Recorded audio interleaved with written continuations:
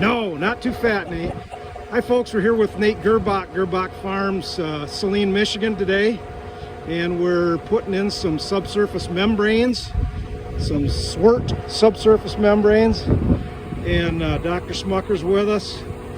And Nate, I like to call this piece of the farm right here that we're working on the big red spot. It's the big red spot. Can you tell us why it's underperforming for you?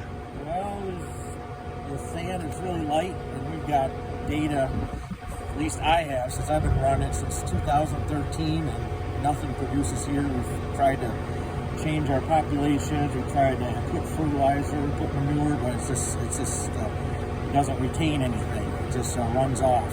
So you're hoping that you can retain your moisture and nutrients in the root zone and increase your your production at this point. Yeah, it is to the point where we're going to just put some grass or some hay and just get the hay off of it, because it is not having a return on the investment. So if we can turn that around with this, that'll be great.